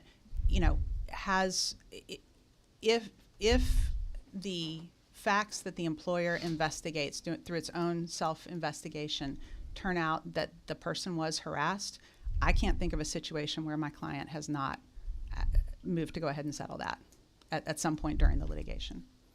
Thank you. May I respond to one question that you asked, Ms. Park? You asked about how many of their representative companies have sexual harassment policies, and I can't obviously answer that, but I can tell you that in my work with employers, I can't think of any company, except for startups, small family-owned businesses that might have, just a handful of employees. I can't think of any company that I work with that doesn't have a policy prohibiting harassment and discrimination, including ones that are too small to be subject to some of those federal laws. I think every employer in my experience, every employer knows it's good business to prevent harassment. Nobody wants harassment or discrimination to happen to their employees. So, again, some companies are just getting cranking, but other than that, every company of any size that I work with does have those policies. Could you tell us what of the examples that you're sharing with us here today, what policy do all those companies have policies and procedures to ensure that those sexual harassment policies are followed, updated? Do they check in with the employees to see how the employees feel about them, or is it just we put something on paper? Yeah, I certainly don't think they're just putting something on paper. I'm not always privy to how often they're reviewing. I know how often they ask me to review them, and it's every few years usually. For instance, for instance, we recently updated those policies to reflect the Supreme Court's rulings about gender identity and transgender status and those kind of things. So as the law evolves, we do. We also are always looking at do we need to make tweaks to a policy to reflect case law or guidance from the EEOC or what some other states are doing. So there is definitely a process for keeping those updated, and every company is going to be different as far as what they do with that respect, in that respect, and what procedures they have. A lot of my clients have training. A lot of them make sure that they are communicating the options for reporting harassment. So whether it be a hotline or a poster or sending the policy out to folks and asking them every year to acknowledge that they've read it and that they understand where they're supposed to go if they think they have a problem. So, and most of those policies, I think, check all the boxes that are in the draft bill as far as what those policies may have. I mean, you know, slight differences, but generally they all talk about this is what's prohibited. Here's some examples of harassment, because maybe it's not always evident. I think a lot of people think, when they think harassment, they think about the example I gave of sleep with me or you're fired, you know, but we want to make sure they understand that harassing words and conducts and pictures and all of that could trigger harassment, and that you can have harassment for any of those protected classes, where to report it, that we're going to take prompt action to investigate, we're going to keep it confidential to the extent possible, you know, can't always guarantee confidentiality, and that we're going to take prompt remedial action and we won't retaliate. I mean, those are to me the key elements of a policy. And I would say the vast majority of the ones that come to me for review already have that, and then we try to make them better, of course, justify our fee. Does Troutman Pepper have any county clients? Do you represent any counties? I can think of one county that we represent, but I don't know that. I was wondering if when the law passed, I forgot the bill number, that 1390, did Troutman prepare any, to your recollection, any client alert guidance as far as how you should react, how you should change in the face of that legislation? I can't answer that. I don't know. Okay, thank you. Any other questions for Ms. Hager or Ms. Park? All right, thank you. Thank you. Thank you so All much. right, we have either 2 or 3 more speakers with concerns about the bill. I'm going to let the sponsor clean up after that. But we've been going quite some time. Let's take a 5-minute recess. We'll be back in 5 minutes.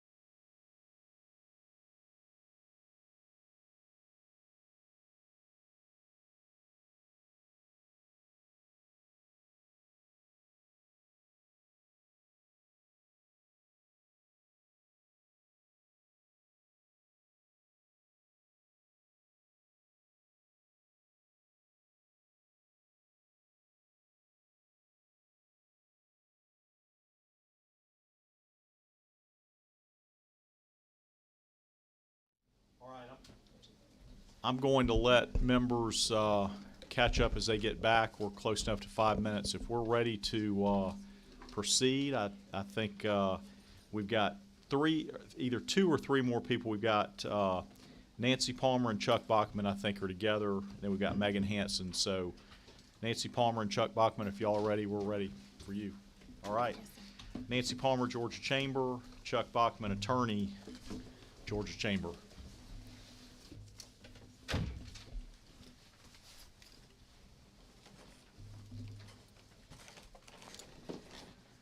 Good afternoon. Thank you for inviting us here and hearing this bill. My name is Nancy Palmer. I'm the Vice President of Government Affairs at the Georgia Chamber of Commerce.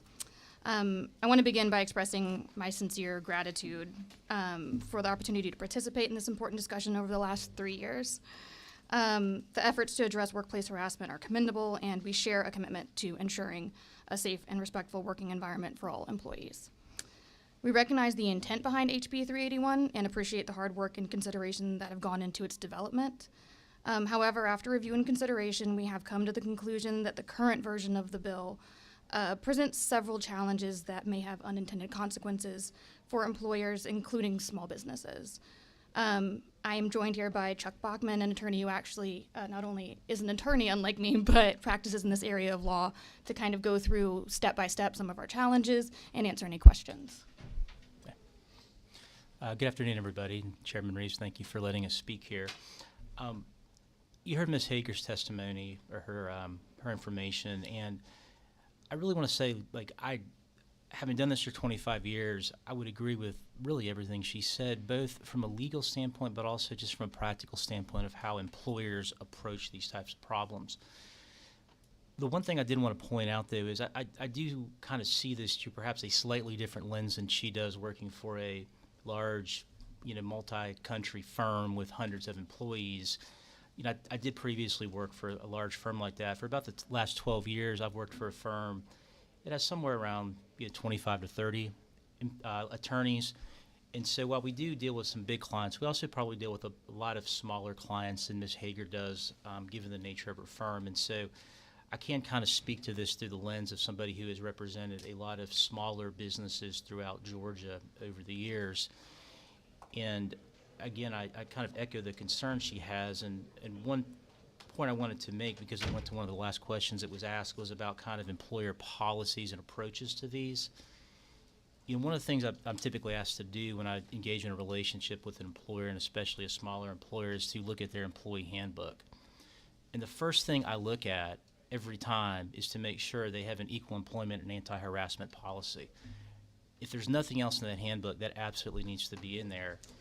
And part of that policy needs to be having a reporting mechanism where if somebody feels that they are a victim of harassment, that there is somebody in the company specified that they can report that to, and they know they can report it to, and that person is not the person who's alleged of the harassment.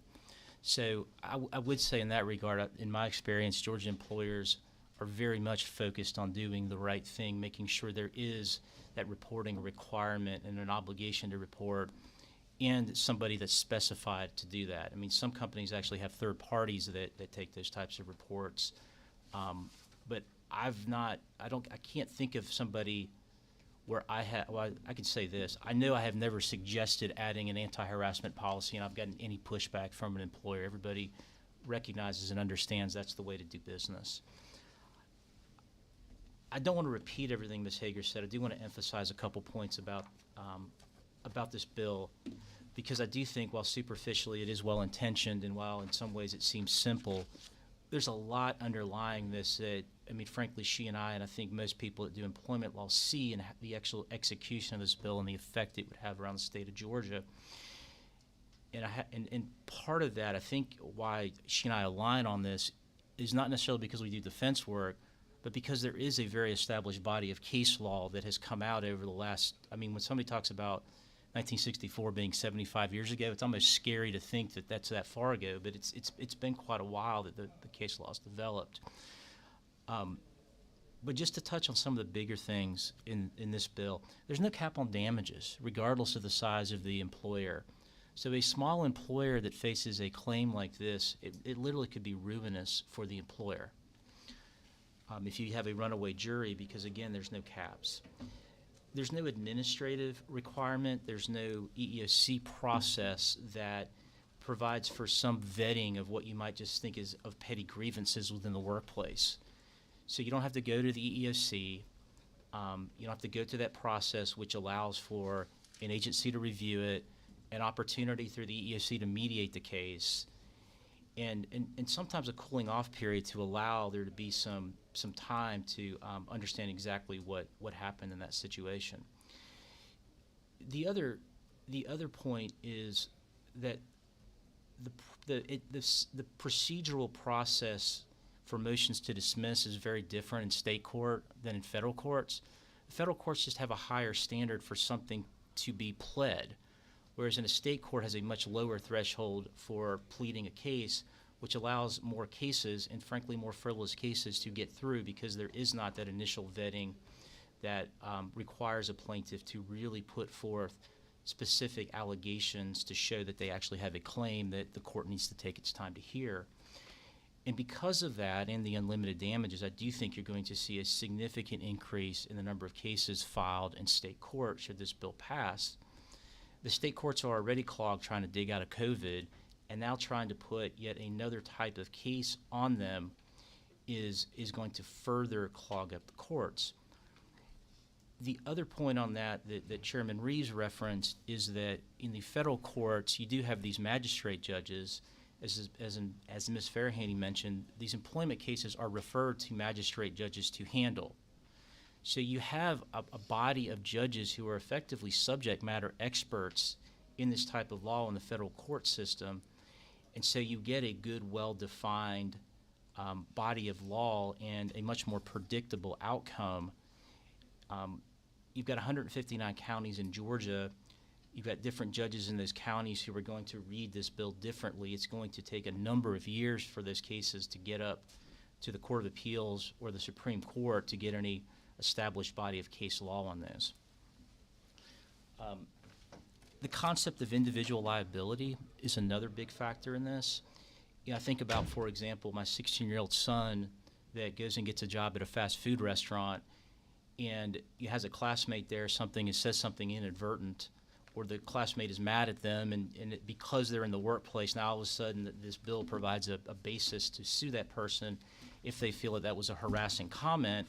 Even if it's not of merit, we still got to defend that case, and there are huge costs to defending those types of cases, including the fact that attorney's fees are recoverable. As Ms. Hager touched on, the affirmative defense in this proposed bill is extremely ambiguous and one-sided, and what it really would create is a situation where you're having all these mini trials within the trial, because what you have to show as an employer is what you've done in the past with respect to every single complaint of harassment anywhere in the country that anybody ever made. Because you have to show that you followed your own policies, you trained your supervisors, you promptly disciplined individuals who engaged in workplace harassment. And so every time there's a case filed, every other claim anywhere is going to become an issue as well. And the burden's on the employer to prove every one of those elements. With the federal system, it works a little bit more like a tennis match, which I think works well in the sense of it's the employer's responsibility to promulgate a policy. And then it's the employee's responsibility to report conduct that they believe violates the policy. And then it goes back to the employer to take prompt remedial action to keep that harassment from recurring or occurring again. And it creates obligations on both the employer and the employee to do things that are aimed towards preventing harassment. Here, all of the obligations are solely on the employer. The employee has no obligation or incentive to report the harassment in its inception. They can kind of wait till it grows and grows and grows before they report anything and give the employer an opportunity to take corrective action, because a lot of times the harassment is intentionally done in a way that nobody else in the company knows. So if the employee is not reporting it, there's not anybody else that necessarily is aware of it to report it. couple other just points about the bill that I think speak to some of the ambiguity and issues that will end up coming up. There's no definition of what a disability is. Federal law, again, has a very comprehensive definition of what constitutes a disability for purposes of harassment. So you get into, if I'm bald, is that a disability? If I need glasses, is that a disability? There's no definition of disability. There's no definition of age. Under federal law, the age statutes only protect those 40 and older. Here, presumably, if you were to make a joke about somebody being young, that would also potentially constitute harassment under the bill as currently written. I also just want to emphasize that I do agree with Ms. Hager that most cases that have merit or even potential merit settle because employers, there is a powerful tool in the federal system to address these cases, and they're not good for businesses. Employers don't want cases where their employees are accused of sexual harassment. So these cases do settle, and companies do take this seriously, and they do investigate. To a point Ms. Hager raised, I think some of these statistics about cases that are dismissed on the summary judgment process, I don't know if those statistics take into account two really important things. One is the cases that settle. The other is the cases where summary judgment is not filed, because filing a motion for summary judgment is a very expensive endeavor for an employer in terms of attorney's fees and costs. So you're typically not going to file a motion for summary judgment if you're not going to win. It's maybe an analogy is, and I don't know the exact stat, but something like here, like, the U.S. Attorney's Office wins 97% of its cases. Well, it's not because everybody's out committing crimes. They generally don't bring a case unless they can win it. And I would suggest to some extent the summary judgment statute, the summary judgment process in federal court largely works that same way. I also wanted to point out, under the federal law, the amount of compensatory damages a plaintiff can recover is capped by the number of employees, but it's not capped by the wages of that particular worker. So even a low-wage worker can get up to the statutory cap and damages. So there was some suggestion earlier that low-wage workers can't get compensatory damages. There's no limitation based on the salary. Now, their back wages do depend on, their salary, but not the compensatory damages. I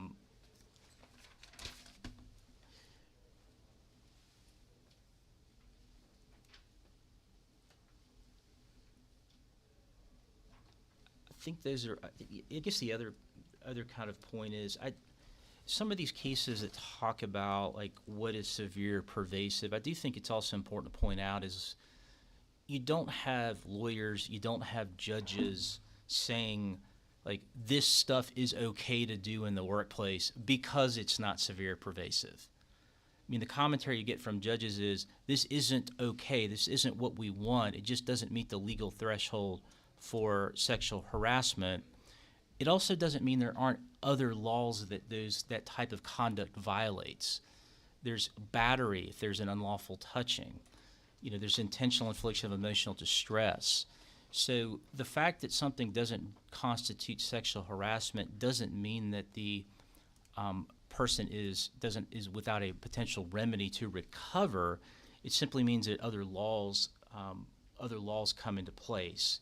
So I wanted to make that point that it's not like anybody is going around saying we're encouraging this is okay. It's just this doesn't meet the established threshold for sexual harassment under Title VII. I think I'll stop there because I've covered my major points. Certainly take any questions, but also just wanted to emphasize that I do kind of agree with Ms. Hager's testimony. Representative Evans. Thank you. Does the chamber represent any counties? No, not to my knowledge. Okay.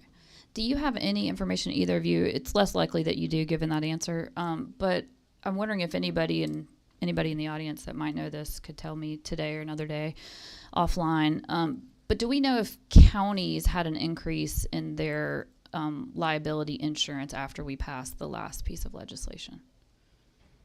I don't know, but we can attempt to find that out. Yeah. Okay, thank you. Any other questions? I do have a question or an issue to raise. So I don't know that this has come out, but federal Title VII, federal employment claims, that's 15 employees and up, correct? Correct. All right. The bill, Anywhere. line 19, is 10 or more employees. In Georgia. All right. And if I remember right, and I'm not sure it's just employees, I think it's 10 or more people you pay. Okay. Which arguably includes independent contractors, even potentially vendors that come to your workplace to do work on your copier, or, I mean, you could push it to the Uber Eats driver that comes to the workplace who buys, you buy lunch for all of your employees. House Bill 1390, the retaliation legislation relating to government, that's county governments, but it has a limited scope. Is that fair to describe that? I'm not as familiar with the bill, but what I understood it was more of a retaliation bill for reporting sexual harassment than a law that provides a remedy for sexual harassment in and of itself. But somebody may be able to speak to that better than me. So it's, in that ways, it's kind of apples and oranges. Okay. Are there, on the 15 and up employees under federal law, are there any exceptions?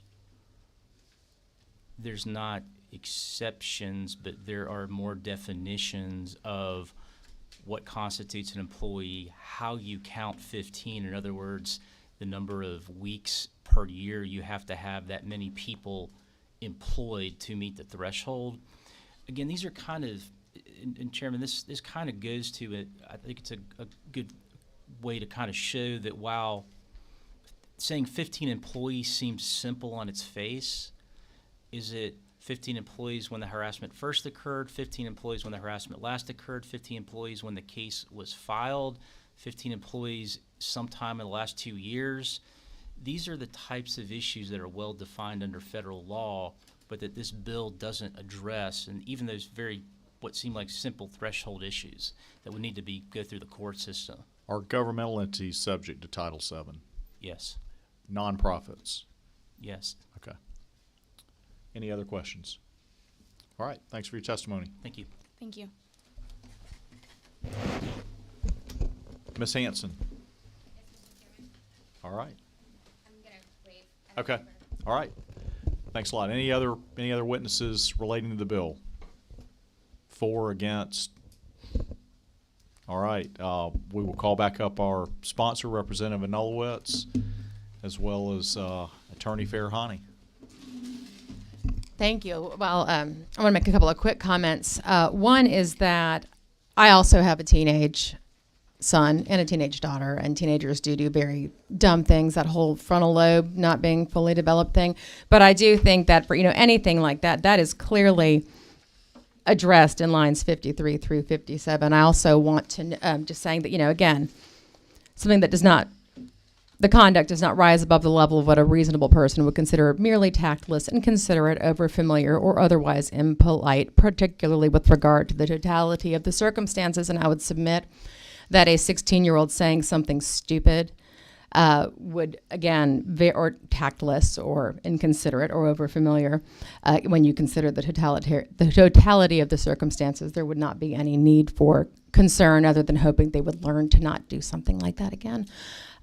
With regards to the 10 employees, that's a number that was settled on during a lot of conversation. Actually, back in that was one of the first things that we kind of hammered out back in 2022, and that relates into and that ties into a definition of employer that is already codified in Georgia code. And I don't know the code section off the top of my head, but I can pull it. I've got it somewhere in this giant red well of information and notes. So just a couple of things there. And I'm going to actually defer to Ms. Farahani for a couple of other points on the legal issues. There are so many, I'm not sure where to start. Everything from I disagree to what the definitions that were provided about how the law is structured to how the damages and the statute of limitations. I want to kind of start with a couple just highlighted points. We are not extending the statute of limitations beyond what other states are. In fact, 2 years is aligned with what Georgia already has for most statute of limitations. In Georgia, the federal law provides 4 years under the 1866 Civil Rights Statute for race discrimination. The EEOC itself takes more than 2 years in which to adjudicate, it's not adjudicating, in which to process claims. Those don't act as a gatekeeper, but to the extent that there is a delay in time and loss of information, that often happens because of the EEOC process, which is a cumbersome administrative hurdle and government bloat that we don't need here in Georgia. I want to point out, really, in looking at the bill here, is a lot of what is here and is being argued against is already Georgia law.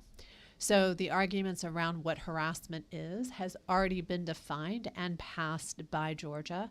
That sexual harassment definition is not limited in any way. It is the definition of sexual harassment for the state of Georgia. What we're doing with workplace harassment is just adding that same definition into the other areas where we are protecting for race, religion, national origin, sex, also for creating a cause of action for that. But that definition is already in place. And so I believe that that ship really has already passed. What they're asking here is to go back and change the law as it already exists. We can hear from what the chambers have said, which is that there is a clear and fair path, right? What they're saying is that Georgia does not need to have laws to protect employees because the federal law is in place. And that simply puts us again back to where we are to start with, which is that we are the number 50 state for workplace protections. We are one of 3 states. Only Alabama and Mississippi are other states that don't have laws that protect. This law is not putting us anywhere close to where the liberal states are. New York, for example, has no statute of limitations, and the law that's in New York goes far, far beyond what it is here. California is 7 years. I don't know what Oregon's are, but those all have multiple more levels of protections, go far beyond these basic human protections that we're talking about between allowing people to work without having themselves grabbed and groped. I did not hear one person stand up to say that what I told you was the law in Georgia was wrong. I didn't hear someone stand up and tell you that it's not true, that the crotch grabbing in the state of Georgia is not illegal. What I heard them say is we have written policies, but those written policies, they will tell you if those policies are violated. What they tell you is harassment in the workplace. If somebody actually comes forward and brings a claim for that harassment, the law says it's not illegal. So having a written policy that says something is wrong in the workplace doesn't mean that it actually is wrong in the state of Georgia. It is in other states. So it's important that not only that there be policies that actually define harassment the way that the state has already defined it, but also that there are policies that require the companies to take action, right? It's more than just writing down and saying that something is wrong. It's also saying, here's what to do when something's wrong. Here's how to handle it. Let's put training in place and let's hold them accountable. I also didn't hear anyone come in and provide any additional statistics about insurance rates that were rising or that there's been a flood of litigation. We went and we did the research and we looked at all the federal courts and all the state courts, and there's not one bit of litigation that has arisen out of what was passed 1.5 years ago. But there has been protections that are happening at the county level for retaliation, and there have been actions where people are being protected where they weren't before. That's why this law needs to be passed. Anything else to add? I just want to again thank everyone for their time today. We have demonstrated in this room that this is an issue that merits a lot of conversation, and I think that everyone in this room, everyone sitting in the chairs behind me, everyone here who is listening to this online and who has been in here knows that this is an issue that merits serious discussion and serious conversation. But we know, I believe that it is clear, and I believe that we can continue, and I can continue in these hearings to demonstrate that what we have at the federal level simply is not doing the job for workers here in Georgia. And I think we have to consider that you're going to get to a point of critical mass, right? You're going to get to a point where being the #1 state for business right here and being the worst state for workers over here, there's going to be a critical mass. There's going to be a point where this becomes a workforce development, a workforce retention issue. That I believe is inevitable. I do not think this is going to open up the floodgates. I don't think it's going to lead to any major increases in rates. We haven't seen anything that demonstrates that. But I do know that it is important for us to send a signal not just to businesses that they are valued, because I think that we are consistent in making sure that every business in the state of Georgia knows that it is valued. I know that the businesses in my district, I am so grateful for everything they do. We want a robust environment where every business at every size in Georgia can continue to thrive. But we also need to recognize that there are people here who are the reason that these companies are thriving, whether it's a small employer, whether it's one of our large Fortune 100s.